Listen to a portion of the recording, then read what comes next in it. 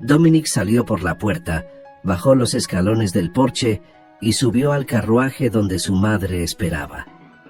Luana fue hasta la ventana y se quedó mirando el carruaje alejarse por el camino de tierra hasta desaparecer entre los pinos. No sabía si él volvería de verdad, no sabía qué haría Sevilla con aquel hombre que ella vio transformarse ante sus ojos en pocos días, pero su corazón ya sentía su ausencia antes de que el polvo del camino se asentara. Dominic regresó a Sevilla y se lanzó de lleno al proceso de sucesión del ducado. Se levantaba temprano, se sentaba con los administradores, estudiaba los libros que Lucio dejó, visitaba las tierras, escuchaba a la gente y poco a poco fue encontrando en ese trabajo un propósito que nunca imaginó que sería capaz de sentir. Doña Violeta observaba todo en silencio, y lo que veía en los ojos de su hijo era algo que ya no esperaba encontrar: dedicación verdadera, voluntad de hacer las cosas bien, y una madurez que no existía antes de aquella cabaña en medio del campo. Pero también veía otra cosa. Lo veía en las noches en que Dominic se quedaba solo en el balcón de la mansión mirando al vacío. Lo veía cuando llegaba una carta de Santa Felicia y su rostro se iluminaba por completo antes siquiera de abrir el sobre. Una noche, cenando con su madre, dijo sin rodeos: «Voy a resolver todo aquí, madre. Voy a asumir lo que necesito asumir, pero no voy a renunciar a ella». Violeta miró a su hijo y vio allí a un hombre nuevo, centrado, enfocado y completamente enamorado. Y por primera vez en muchos años, no sintió ganas de criticar, sintió ganas de apoyar. Mientras tanto, en Santa Felicia, Luana libraba la batalla de su vida. Guilherme presentó la acción para anular el testamento, y cuando Fermina recibió la notificación en la mansión de los Alvarenga, su reacción fue atacar con todo lo que tenía. Contrató a un abogado caro, acusó a Luana de calumnia, dijo que la hijastra estaba loca de duelo y que inventaba historias para manchar la memoria de su propio padre. Fermina sabía llorar en el momento justo, sabía parecer frágil cuando le convenía, y en los primeros meses del juicio hubo momentos en que Luana pensó que ella iba a ganar, que la mentira era demasiado grande y demasiado bien construida para ser derribada. Fueron 5 meses de lucha, 5 meses de audiencias, de noches sin dormir, de cartas que llegaban desde Sevilla y que eran el único consuelo en medio de aquella tormenta. Pero Guilherme era un abogado brillante, de los que no descansan hasta encontrar la verdad, y sus hombres fueron tras cada persona que Fermina tocó. Empleados de la mansión que vieron cosas, trabajadores que escucharon conversaciones, gente que tenía miedo de hablar, pero que habló cuando vio que había alguien dispuesto a escuchar. Y Luana se mantuvo firme cada día de aquellos 5 meses, porque cada vez que sentía ganas de rendirse, recordaba a su padre y la promesa que hizo en el cuarto de la mansión aquella tarde.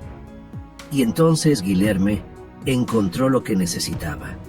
Sus investigadores localizaron al notario que firmó el testamento, un hombre llamado Otavio Braga, que vivía en una ciudad vecina y que, cuando vio las pruebas que Guilherme había reunido en su contra, confesó todo. La firma de Enrique en el testamento había sido recogida después de su muerte. La fecha del documento era posterior al día del fallecimiento, lo que hacía imposible aquella firma y probaba que el testamento entero era un fraude montado por Fermina con la ayuda del abogado Mendonça. Cuando Guilherme presentó esas pruebas en el tribunal, el encargado miró los documentos durante largos minutos, levantó la vista y declaró el testamento nulo. Fermina se puso blanca como el papel. Su abogado intentó pedir un plazo que fue negado, y Luana apretó las manos con tanta fuerza debajo de la mesa que le dolieron los dedos durante horas. Guilherme preparó el documento oficial, dándole a Fermina 2 días para abandonar la mansión de los Alvarenga con sus pertenencias personales y nada más. Cuando entregó el papel en la puerta de la mansión, acompañado por 2 oficiales, Fermina leyó cada palabra y su rostro se transformó en una máscara de odio puro. Fermina rasgó el papel delante de todos, lanzó los pedazos al suelo y gritó que nadie iba a sacarla de aquella casa, que ella era la viuda legítima de Enrique y que Luana no era más que una niña ingrata. Los oficiales dieron el plazo y Fermina no se fue. Al tercer día regresaron y la retiraron por la fuerza, mientras ella se debatía y gritaba, y Lucio y Antonio eran escoltados detrás de ella, cargando maletas a toda prisa con los rostros de quienes finalmente entendieron que la farsa había terminado. Ahora enfrentarían el juicio por el crimen que cometieron. Los vecinos observaron todo desde la calle y por primera vez la ciudad vio el verdadero rostro de aquella mujer que durante años se escondió detrás de sonrisas falsas. Guilherme entonces caminó hasta Luana, que estaba de pie en el patio, mirando la puerta de la mansión sin poder creer que aquel momento hubiera llegado de verdad, y le extendió un llavero con 3 llaves de hierro. «La casa es suya, señorita Alvarenga», dijo con una sonrisa serena. Siempre lo fue. Luana tomó las llaves, subió los escalones, abrió la puerta y entró en aquella casa que era suya por derecho de nacimiento, de amor y de sangre. Caminó por la sala, se arrodilló en el suelo y lloró con el rostro entre las manos, sollozando palabras que venían del alma. «Papá, lo logré. Perdóname por no haberte protegido, pero ella va a pagar por todo». En los días que siguieron, Luana tomó la decisión que ya venía madurando dentro de ella desde hacía meses. Puso la mansión en venta. Aquella casa guardaba recuerdos hermosos de su madre y de su infancia, pero también guardaba el dolor, la humillación, el olor a gardenia de Fermina que parecía pegado en cada pared. El corazón de Luana pertenecía ahora a la cabaña de los Pinos, al lugar que su madre amó y que ella devolvió a la vida con la ayuda de Dominic. Y para su sorpresa, quien apareció queriendo comprar la mansión fue Marta. «Siempre me pareció hermosa esta casa», dijo la mujer con una sonrisa amplia. «Y así puedes venir a visitarme cuando quieras y matar la nostalgia». Luana la abrazó con tanta fuerza que casi las hizo caer a las 2, porque saber que la casa de su infancia quedaría en manos de alguien que amaba a su madre era el mejor destino que aquellas paredes podían tener. Le devolvió a Marta cada centavo prestado, pagó a Guilherme con gratitud y guardó el resto para vivir en paz y mejorar la cabaña. Montó en el caballo blanco que Dominic dejó, el mismo que los llevó juntos la primera noche, y cabalgó de regreso a la cabaña de los Pinos con el sol en la espalda y el pecho más ligero de lo que había estado en muchos meses. Cuando la cabaña apareció entre los pinos, Luana tiró de las riendas y el caballo se detuvo. Había luces encendidas dentro de la casa. Su corazón se aceleró en el pecho y el primer pensamiento fue de miedo. Alguien había invadido la cabaña. Pero entonces el viento trajo un olor que entró por su nariz y fue directo al alma, un olor a pescado a la parrilla con hierbas que solo una persona en el mundo hacía de esa manera. Las manos le temblaron en las riendas, los ojos se llenaron de lágrimas, y antes de que la razón pudiera decir nada, el cuerpo ya estaba actuando. Bajó del caballo, corrió por el porche, atravesó la sala, y cuando llegó a la puerta de la cocina, allí estaba él, Dominic, de pie junto al fogón de leña, dando vuelta a un pescado en la sartén como la primera vez, como si nunca se hubiera ido. «Dominic», dijo ella con la voz quebrada, y él dejó todo y abrió los brazos.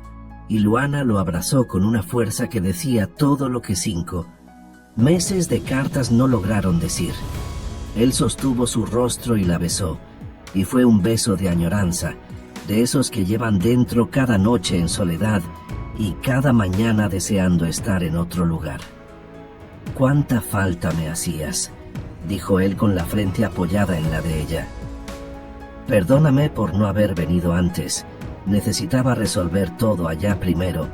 No quería dejar ningún asunto pendiente antes de venir».